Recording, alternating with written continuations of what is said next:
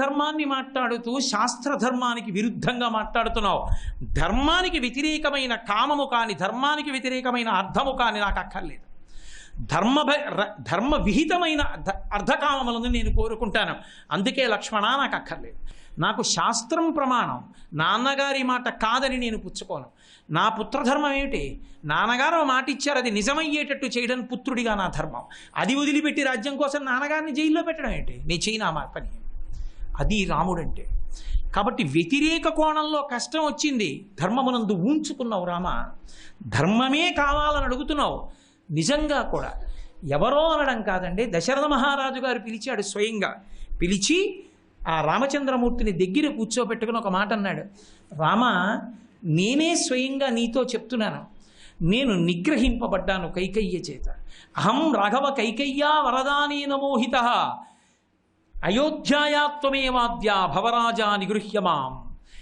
ఇది రాత్రి కైకమ్మ నన్ను 2 వరాల పేరు చెప్పి నిగ్రహించింది. నేను తట్టుకోలేకపోయాను, ఎందుకంటే నేను ఇచ్చిన వరాలే. అకస్మాత్తుగా వరాల పేర్లు చెప్పి ఇస్తావా ఇవ్వవా అని భీష్మించింది. తప్పనిసరి పరిస్థితుల్లో నేనిచ్చిన వరాలే కాబట్టి అన్నాను. కానీ రామ, నువ్వు ధర్మాత్ముడవు, నీకు రాజ్యం ఇవ్వను అనే అధికారం నాకు లేదు. అలాగని కైకమ్మకిచ్చిన మాట తప్పలేను. నేను కైకమ్మకిచ్చిన మాట ప్రకారం కైకమ్మకి రాజ్యం ఇచ్చేశాను, భరతుడికి పట్టాభిషేకం చేయడానికి ఒప్పుకున్నాను. నువ్వు క్షాత్రధర్మ ప్రకటనం చేయి. నేను వృద్ధుణ్ణి అయిపోయాను, పెద్దవాణ్ణి అయిపోయాను, యుద్ధం చేయలేను. నువ్వు కొడుకువి, యవ్వనంలో ఉన్నావు, మంచి శక్తితో ఉన్నావు. నువ్వు నాతో యుద్ధం చేసి నన్ను బంధించి కారాగారంలో పారేస్తే నేను కటకటాల వెనక ఉండి నువ్వు అలా నడుస్తుంటే చూస్తాను, ఒక్కసారి చూసి బతికేస్తాను. రాజ్యం నువ్వు తీసేసుకో, నా చేతిలో ఉందా? నేను ఇచ్చాను. కానీ రాముడు తన క్షాత్రధర్మంతో, తన శక్తితో నన్ను నిగ్రహించి రాజ్యం తీసుకున్నాడు. కాబట్టి నీ ధర్మానికి నీకు రాజ్యం దక్కుతుంది, నా ధర్మానికి వరం దక్కుతుంది. కైకమ్మకి ఏమీ దక్కదు, కానీ నేను బతుకుతాను. రామా, నువ్వు వెళ్ళిపోతే నేను చచ్చిపోతాను, ఉండలేను. అందుకని నన్ను నిగ్రహించి రాజ్యం తీసేసుకో అన్నాడు. రాముడు అన్నాడు తండ్రి కాళ్ళ మీద పడి, నాన్నగారు మీరు ఇలా అనొచ్చా? తండ్రిని నిగ్రహించి రాజ్యం ఏలుకోనా? 14 ఏళ్ళు ఎంతలో గడుస్తాయి. తండ్రి ఇచ్చిన మాట సత్యమయ్యేటట్టు ప్రవర్తించిన వాడు కొడుకు. అంతేకాని మిమ్మల్ని నిగ్రహించి రాజ్యం పొందడం ఏమిటండి? ఊరడిల్లండి, 14 ఏళ్ళు త్వరలో తిరిగిపోతాయి, వచ్చేస్తానని వెళ్ళిపోయాడు తప్ప. మా నాన్నగారు చెప్పారు కాబట్టి ఆయన్ని కారాగారంలో పెట్టానండి అంటే అది కూడా పుత్రవాక్య పరిపాలనమే, పితృవాక్య పరిపాలనమే. కానీ ధర్మం కావాలి రాముడికి, శాస్త్రం కావాలి. అందుకే ఆ తర్వాత అయోధ్యకాండ చివరిలోకి ఎడుతుండగా ఓ మాట అంటాడు, ధర్మమర్థంచ కామంచ పృథివీంచాపి లక్ష్మణ ఇచ్చాపి భవతామర్థే ఏతత్ ప్రతిశృణోమితే అంటాడు. లక్ష్మణ, భరతుడు వస్తున్నాడు, భరతుడిని చంపేద్దాం అంటున్నావు. నాకు తమ్ముళ్ళని చంపినటువంటి అధర్మంతో కూడుకున్న రాజ్యం అక్కర్లేదు. నాకంటూ రాజ్యం కలిగితే ధర్మం వలన మాత్రమే. అసలు పతాక స్థాయి రాముడి జీవితంలో ఎక్కడో తెలుసా అండి? విభీషణుడు వచ్చి ఆకాశంలో నించున్నాడు, శరణాగతి చేసి రాముడిని ఆశ్రయం ఇమ్మన్నాడు. చుట్టూ ఉన్న వాళ్ళందరినీ అడిగాడు, ఇవ్వనా అని. రాక్షసుడి తమ్ముడు మన దగ్గర ఆశ్రయం పొంది రహస్యాలు చెప్తాడు లేదా చంపేస్తాడు, ఇవ్వవద్దన్నాడు. ఒక్క హనుమ మాత్రమే ధర్మం చెప్పారు. రామచంద్రమూర్తి మాట్లాడుతూ ఒక మాట అన్నారు, నేను మీతో మనవి చేశాను కదా, రాముడు ఇప్పుడు మాట్లాడినా శాస్త్రం పెద్దల వాక్ అంటాడు. ఆయన అన్నాడు, నేను క్షత్రియ కుటుంబంలో పుట్టాను, నాకు ఒక ధర్మం ఉంది. ఏమిటా ధర్మం అంటే ఆర్తత్రాణ పరాయణత్వం. వెనకటికి ఒక బోయవాడు అరణ్యంలో బయలుదేరాడు, పక్షుల్ని వేటాడుతున్నాడు. కానీ ఆ రోజున అతనికి ఏమీ దొరకలేదు ఆహారం, మంచి ఆకలితో ఉన్నాడు. సాయంకాలం అయిపోయింది, ఒక చెట్టు మీద ఆడపక్షి మగపక్షి కూర్చుని కబుర్లు చెప్పుకుంటున్నాయి, పక్కన పిల్లలు ఉన్నాయి. బోయవాడు గురి చూసి బాణం సంధించి ఆడపక్షి గుండెలో తగిలేటట్టు కొట్టాడు. ఆడపక్షికి బాణం తగిలి విలవిలా అరుస్తూ కింద పడిపోయింది. మగపక్షి పైన ఏడుస్తూ తిరుగుతుండగా బాణం లాగేసి దాని ఈకలన్నీ పీకేసి రెక్కలు నలిపి బాణానికి గుచ్చి అగ్నిహోత్రంలో కాల్చి తినేశాడు. మగపక్షి ఏడుస్తూ ఉండిపోయింది. కొంతకాలం అయిన తర్వాత అదే బోయవాడు మళ్ళీ అడవిలోకి వచ్చాడు. మబ్బులు పట్టి హోర్న వాన పడుతోంది, చీకటి పడిపోయింది, దారి తప్పిపోయాడు. చలి ఎటూ వెళ్ళలేక ఇంతకు పూర్వం ఏ ఆడపక్షిని తాను చంపాడో ఆ చెట్టు కిందకే వచ్చి పడిపోయాడు. పైనుండి మగపక్షి చూసింది, నేను గృహస్థాశ్రమంలో ఉన్నాను, నా ఇంటి ముందుకొచ్చి పడిపోయాడు కాబట్టి చెట్టు ముందుకు ఇతను నాకు అతిథి, ఇతన్ని నేను కాపాడాలి అని ఎక్కడికో వెళ్ళి 4 ఎండు చితుకులు తెచ్చి అక్కడ పడేసి నిప్పు కడిక తెచ్చి వేసి మంట రగులు కొలిపింది. ఆ వేడికి పోయేవాడు ఒళ్ళు కాచుకొని బతికాడు. కానీ ఆకలి వేసేస్తోంది. ఆ వానలో చీకట్లో అతని కడుపు నింపగలిగినంత ఆహారం తేలేని మగపక్షి తానే అగ్నిహోత్రంలో పడి మరణించి బోయేవాడికి ఆహారం అయిపోయింది. ఒక పక్షి తన ధర్మాన్ని తాను నిలబెట్టుకుంది. నేను క్షత్రియుణ్ణై రాజ్య పరిపాలకుడు కావలసిన నేను ఒక రాక్షసుడు వచ్చి శరణాగతి చేస్తే శత్రువు తమ్ముడు కదా అని నేను శరణ ఇవ్వకపోతే నా ధర్మం తప్పిపోలేదా? విభీషణుడే కాదు, రావణాసురుడే వచ్చి శరణాగతి చేసినా శరణిచ్చేస్తాను. రావణ విభీషణులే కాదు, సకృదేవ ప్రపన్నాయ తవాస్మీతి చ యాచతే అభయం సర్వభూతేభ్యో దదామ్యే తద్వ్రతం మమ. ఈ లోకంలో ఎవరైనా సరే, ఎన్ని పాపములు చేసిన వారైనా సరే బెంగ పెట్టుకోవలసిన అవసరం లేదు.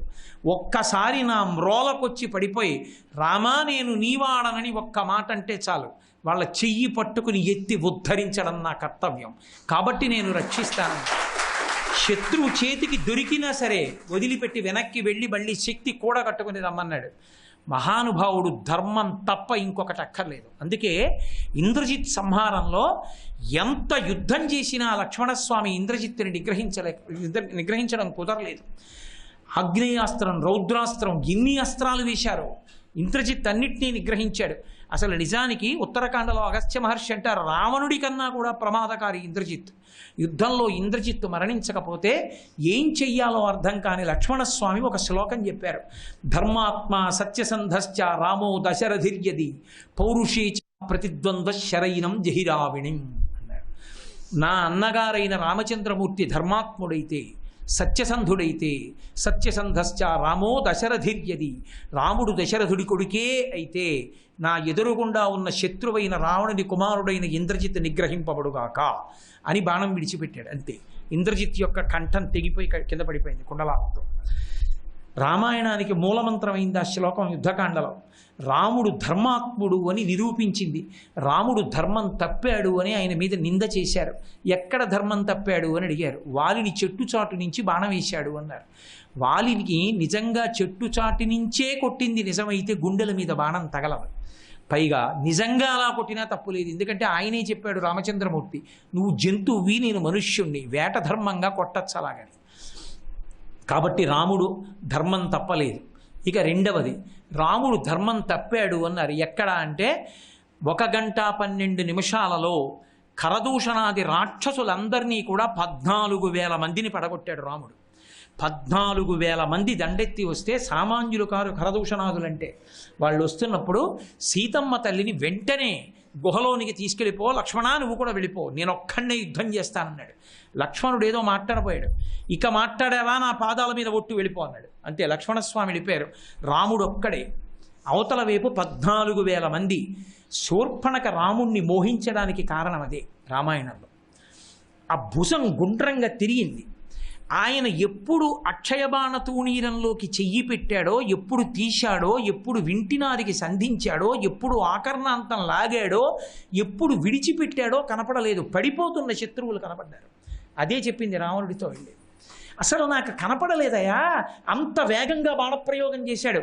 కేవలం 1 గంట 12 నిమిషాల్లో పడగొట్టాడు 14,000 మందిని. గోపరాజు గారు రామాయణంలో ఆ ఘట్టం జరిగి పొంగిపోయి, బండన భీముడర్తజన బాంధవుడు జ్వల బాణతోణ కోదండ కళ ప్రచండ భుజతండవ కీర్తికి రామమూర్తికిన్ రెండవ సాటి దైవిమిక లేడనుచున్ గడకట్టి భేరి కాడాండ డడాండ డాండ నినదమ్ముల జండము నిండ మత్త వేదండము నెక్కి చాటెను దశరథి కరుణాపయోనిధి అంటాడు. 4 వీధుల కూడలలో కర్రలు కట్టి, కర్రలకి భేరీ కట్టి ఏనుగు మీద ఎక్కి వచ్చి డాండ డడాండ డాండ నినదంబుల జండము నిండా, అజాండము భూమి అంతా కూడా వినపడేటట్టుగా ఆ ఢమరుకాన్ని మోగిస్తూ నేను చెప్తాను, రాముడు యుద్ధం వస్తే రుద్రమూర్తి, ఆయన ముందెవరు నిలబడలేరు, ఆయన భుజములు పరాక్రమంతో తాండవం చేస్తాయంటాను అంటాడు. అలా 1 గంట 12 నిమిషాలలో రాక్షస సంహారం చేసినటువంటి మహాపురుషుడు రామచంద్రమూర్తి అంటే అంతటి ధర్మాత్ముడు.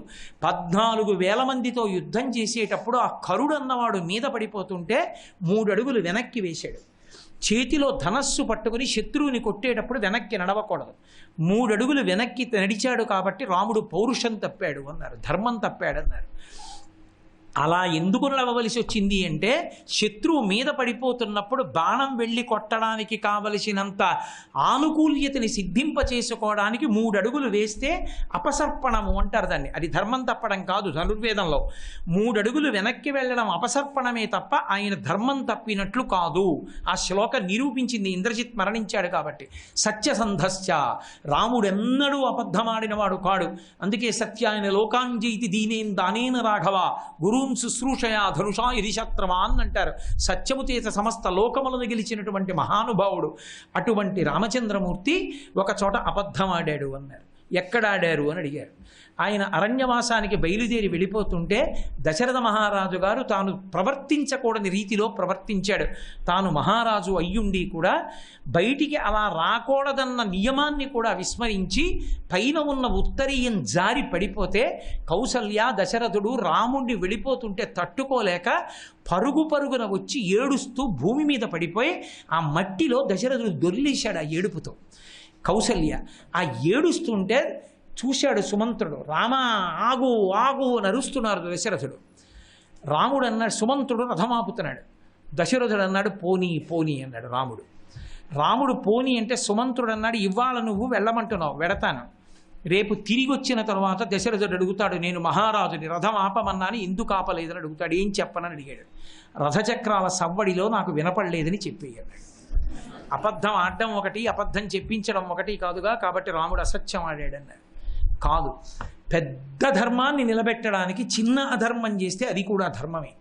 తండ్రి మృత్యుశయ్య మీద ఉన్నాడు, ఇంకా ప్రాణం పోలేదు, కానీ తండ్రికి ఇంకా ప్రాణం ఉంది. అప్పుడు తండ్రి శరీరం మీద విభూతి చల్లి తండ్రి గారి పేరు చెప్పి సంధ్యావందనం చేసేయాలి. కొడుకు సంధ్యావందనం చేసేసి అర్ఘ్యం ఇచ్చి గాయత్రి చేసేసి ఆ ఫలాన్ని దానం చేసి ఆ నీటి చుక్క తీసుకొచ్చి తండ్రి నోట్లో వేస్తే ఈలోగా వేళ దాటిపోయింది అనుకోండి, ఇప్పుడు తన పేరు మీద సంధ్యావందనం చేసుకోవాలి. అందుకు కొడుకుని కోరుకునేది. అటువంటిది అప్పుడు ధర్మం తప్పాడా అంటే ధర్మం తప్పలేదు. తన పేరు మీద అర్ఘ్యం మొదట ఆప్ చేసి తండ్రి పేరు మీద అర్ఘ్యం ఇచ్చాడు. కాబట్టి పెద్ద ధర్మం కోసం చిన్న అధర్మంలోకి వెళ్ళినా పెద్ద ధర్మాన్ని ఆవిష్కరించినట్టు. తండ్రి ఆపేశాడని చెప్పి రథాన్ని ఆపితే ఆ స్థితిలో దశరథుడు కౌసల్య వచ్చి పట్టుకుంటే రాముడు వెనక్కి వెడితే దశరథుడు అసత్యవాక్కునందు నిలబడిపోతాడు. రామాయణం నడవదు. అందుకే తండ్రిని ధర్మమునందు నిలబెట్టాలి, సత్యమునందు నిలబెట్టాలంటే తాను వెళ్ళిపోవలసిందే. చిన్న అబద్ధం ఆడించాలి. అందుకే రాముడు అబద్ధమాడినవాడు కాదు. ఇది నిరూపించింది కనుక ధర్మాత్మ సత్యసంధశ్చ రామో దశరథిర్యతి, రాముడు దశరథుడి కుమారుడే కాదన్నాడు. యజ్ఞం చేస్తే యజ్ఞంలో యజ్ఞపురుషుడు పైకొచ్చి పాయస పాత్రనిస్తే అందులో ఉన్న పాయసాన్ని 3 రాణులు తింటే పుట్టినవాడు తప్ప దశరథుడి కొడుకు ఎలా అవుతాడన్నాడు. నరుడిగా పుట్టాలి అంటే దశరథ మహారాజు గారి తేజస్సు ఆయనలో ఉన్నటువంటి శుక్రము భార్యలలో ప్రవేశిస్తే తప్ప, శుక్రశోణితములు కలిస్తే తప్ప నరుడు ఏర్పడడం. కాబట్టి రాముడు నరుడుగా జన్మించడానికి, నరుల యొక్క కీర్తిని నిలబెట్టడానికి 12 నెలలు తల్లి గర్భవాసం చేసి అధోముఖంగా పడుకుని రక్తమాంసముల మధ్య ఉండి బయటికి వచ్చాడు. దశరథ మహారాజు గారి యొక్క తేజస్సు వలననే పుట్టాడు. అందుకే ఆయనకి దాశరథి అని పిలిస్తే అంత ఇష్టం. అందుకే గోపరాజు గారు దాశరథి శతకమని దాశరథి కరుణాపయోనిధి అని పిలిచారు. దశరథ మహారాజు గారి కొడకా అంటే అంత సంతోషిస్తాట ఆయన. అందుకని దాశరథిర్యది, ఆయన దశరథుడి కుమారుడే అయితే లక్ష్మణస్వామికి అనుమానమా? కాదు, మా అన్నయ్య మీద వచ్చిన నింద పోవాలి. అందుకని ధర్మాత్మ సత్యసంధశ్చ రామో దశరథిర్యది పౌరుషేచా ప్రతిద్వంద్వ శరైనం జహిరావిణం. పౌరుషం ఉన్నవాడైతే ఇదిగో నేను వేసిన బాణం ఇంద్రజిత్తును పడగొట్టాలన్నాడు. పడిపోయిందంటే ఇంద్రజిత్తు శిరస్సు. అందుకే రాముని యొక్క కీర్తి వైభవాన్ని చాటింది కాబట్టి ఆ శ్లోకాన్ని రామాయణానికి మూలమంత్రంగా చెప్తారు. కాబట్టి రామచంద్రమూర్తి కౌసల్యాదేవి దగ్గరికి రావడానికి ముందర ధర్మాన్ని పట్టుకున్నాడు. తర్వాత కష్టాలలో ధర్మాన్ని పట్టుకోవడమే చాలా కష్టం. ఒకటి కాదు కష్టం, ఎన్ని కష్టాలు వచ్చి మీద పడ్డాయో ఆయనకి. ఎన్ని కష్టాలు వచ్చినా ధర్మం మాత్రం ఎన్నడూ తప్పలేదు. కనీసం ఒక్క పూట సంధ్యావందనం రాముడు మానేశాడు, అగ్నికార్యం మానేశాడు అన్నది లేదు. అంత ధార్మికం. ఆఖరికి పర్ణశాల కట్టుకుంటే అన్నయ్య పర్ణశాలలోకి ఎడదామంటే కర్తవ్యే వాస్తుశవనం సౌమిత్రే చిరజీవిభి అంటాడు. 10 కాలాలు బతకాలనుకుంటే వాస్తు పూజ చెయ్యాలి రా లక్ష్మణ అంటాడు. అందుకే ఆంజనేయ స్వామి సుందరకాండలో యజుర్వేద వినీతశ్చ వేద విద్భిస్సుభూజిత ధనుర్వేదే చ వేదేషు వేదాంగేషు చ నిష్ఠిత అంటారు. యజుర్వేదం బాగా తెలుసున్నవాడు.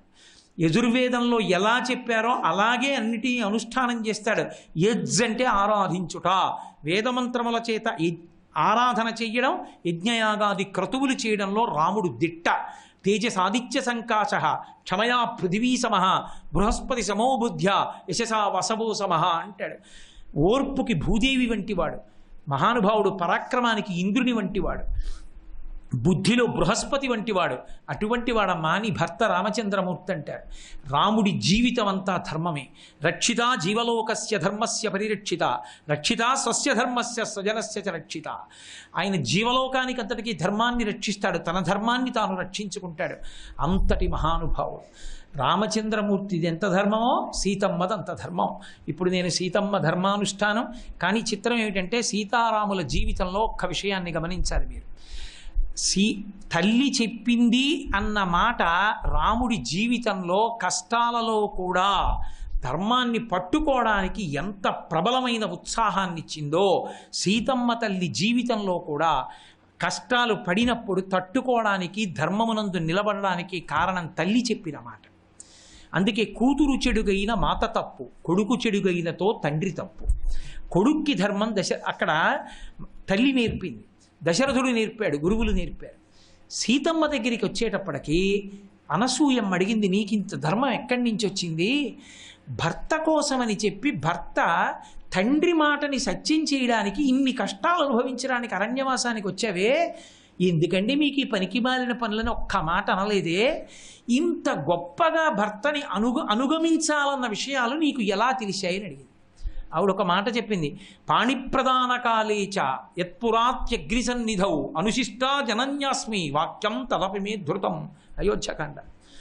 అమ్మా ఇది నా బుద్ధి కాదు. పాణిప్రదాన కాలేచ, ఆఖరికి మా అమ్మగారు నా పాణిప్రదానం చేస్తున్నప్పుడు కూడా, నా చెయ్యి రాముడి చేతిలో పెడుతున్నప్పుడు కూడా భర్తని ఎలా అనుగమించాలో, కష్టసుఖాలలో భర్తతో కలిసి ఎలా ఉండాలో నాకు నేర్పిందమ్మా. నా తల్లి నేర్పిన సంస్కారమే ఇవాళ రాముడితో ఇంత సంతోషంగా తిరగడానికి కారణమైంది అని ఆవిడ చెప్పుకోవడం కాదు. సుమంత్రుడు చూశాడు సీతమ్మ ఎలా ఉంది అరణ్యంలో అని. ఏదో భర్త తండ్రి మాట కోసమని రాజ్యం విడిచిపెట్టి వచ్చేసాడు, ఎక్కడో అరణ్యాల్లో పడుకోవడం, పులుల అరుపులు కాదు. కౌసల్య అడిగింది, నా కోడలు ఎలా ఉందని అడిగింది. అడిగితే ఆయన చెప్పిన శ్లోకం అద్భుతం. బాలేన రమతే సీతా బాలచంద్ర నిభానన రామా రామే హ్యదీనాత్మ విజనేపి వనేసతి అన్నాడు.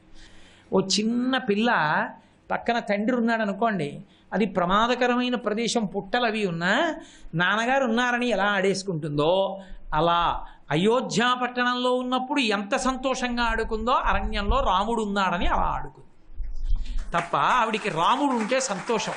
అందుకే మహాతల్లిని రాముడు సీత ఎందుకు అరణ్యవాసానికి అంటే ఓ మాట చెప్తుంది. నాకు ఎంత ఇష్టం ఆ శ్లోకం అంటే, నా తంత్రి వజ్జతే వీణా నా చక్రో వర్తతే రథ నాపతి సుఖమే దేత యస్యాదపి శతాత్మజ అంటుంది. లోకంలో వీణ తీగని గోటితో పెనగుతారు, ఆ వీణ తీగ పెనగుతుంది, పెనగబడి అందులోంచి అవ్యక్త మధుర ధ్వనులు వస్తాయి. కానీ వీణ మోగుతోందంటారు తప్ప వీణ తీగ పెనగబడింది అనరు. రథచక్రాలు ముళ్ళ మీద రాళ్ల మీద విడుతూ దెబ్బలు తింటాయి, అడ్డుకర్రలు వేస్తారు, కానీ రథచక్రాలు ఎడుతున్నాయి అనరు, రథం ఎడుతోందంటారు. భర్త కీర్తి సంపాదించుకోవడానికి ఎంత కష్టపడ్డాడో పరమేశ్వరుడికి తెలుసు, ఆయనకి తెలుసు. కానీ ఆయన భార్యాస్థానంలో ఉన్నందుకు ఆయన భార్య అని అంత కీర్తినిస్తారు. లోకంలో తండ్రి కాని, కొడుకు కాని, అన్న కాని, తమ్ముడు కాని ఎవరి ఇచ్చినా మితం దాటి ఇవ్వరు. లోకంలో అమితం ఇచ్చేవాడెవరో తెలుసా? భర్త ఒక్కడే. సీతమ్మ తాను చేసిన పుణ్యంలో సగం కట్టబెడతాడు, తన కీర్తికి సమాన స్థాయినిస్తాడు. ఆవిడికి ఏం తెలుసు అని అడగరు, ఆయన భార్య అంతే నమస్కారం ఆవిడికి కూడా. అలాగే ఆవిడ ఒక నోము వ్రతం చేసుకుంటాను అంటే సంభారములను తెచ్చి ఇచ్చి ఉన్నత గతులు కల్పిస్తాడు. ఆయన మంచితనాన్ని బట్టి ఇంటికి విశేషమైన అతిథులు వస్తే వాళ్ళకి వడ్డించుకుని ఆవిడ తరించే అవకాశాన్ని ఇస్తాడు. లోకంలో ఎవరైనా మితంగా ఇస్తారు. తండ్రి కొంత ఐశ్వర్యం ఇవ్వగలడు, కొన్ని వస్తువులు ఇవ్వగలడు. అన్నదమ్ములు ఓ చీర పెట్టగలరు, మంచి మాటలు మాట్లాడగలరు. ఉన్నత లోకాలు కూడా వెళ్ళడానికి వీలైనటువంటి పుణ్యాన్ని సముపార్జించి పెట్టి తన పుణ్యంలో సగభాగం ఇచ్చేవాడు భర్త ఒక్కడే. తన కడుపున ధార్మికమైన సంతానం పుట్టి అమ్మా అని పిలిపించుకునే అదృష్టాన్ని కల్పించేవాడు భర్త ఒక్కడే. తన ఇద్దరూ పెద్దవాళ్ళు అయిన తర్వాత నేనో అదో అని తన గురించి బెంగ పెట్టుకుని ఏర్పాట్లు చేసేవాడు భర్త ఒక్కడే. అందుకే భర్త ఇచ్చినది అమితం, ఎవరిచ్చినా మితం.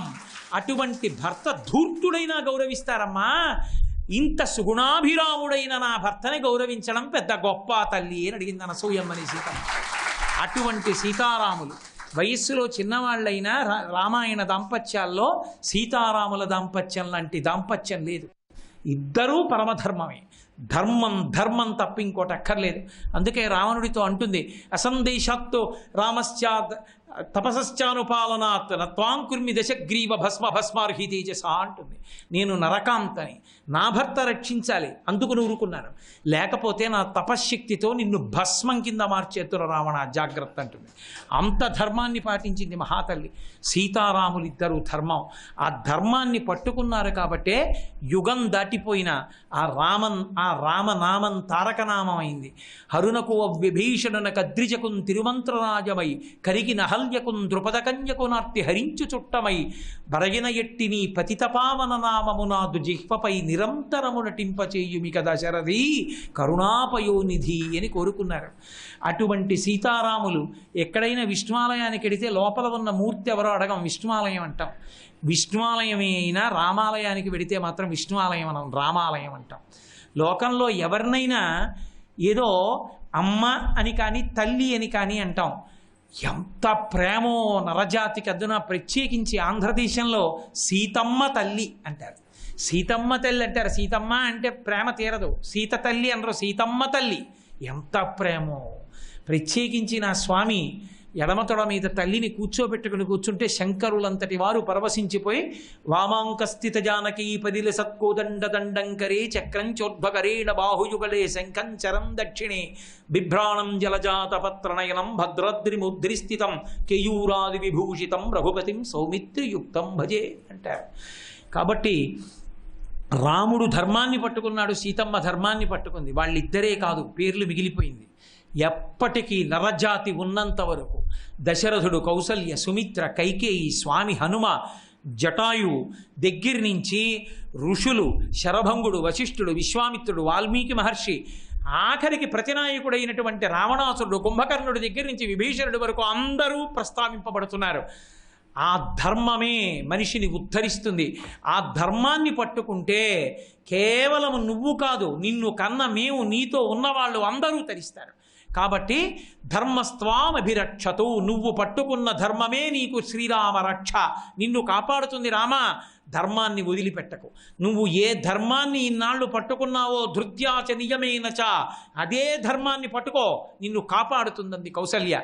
ఆ శ్లోకాన్ని మనం జ్ఞాపకం చేసుకుంటే ఎప్పుడైనా అడ్డదారి తొక్కవలసి వస్తే ఒక్కసారి ఆ శ్లోకం గుర్తొచ్చిందనుకోండి, యం పాలయసి ధర్మంత్వం ధృత్యాచ నియమేనచ సవై రాఘవశార్దూలా ధర్మస్త్వామభిరక్షతు.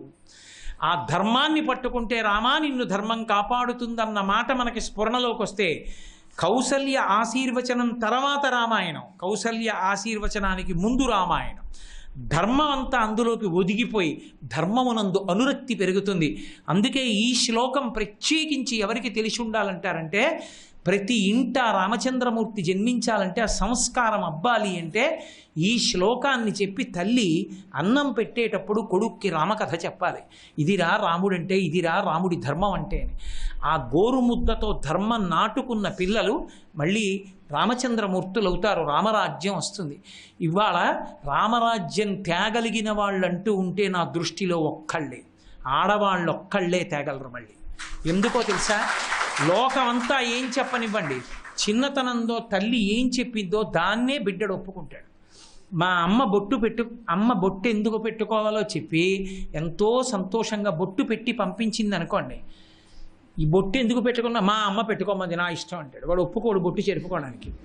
అమ్మే బొట్టు పెట్టడానికి సిగ్గుపడి బొట్టు ఏమిట్రా అందనుకోండి. నిజంగా ఎవరైనా పెట్టుకోమన్నా వాడు పెట్టుకోడు.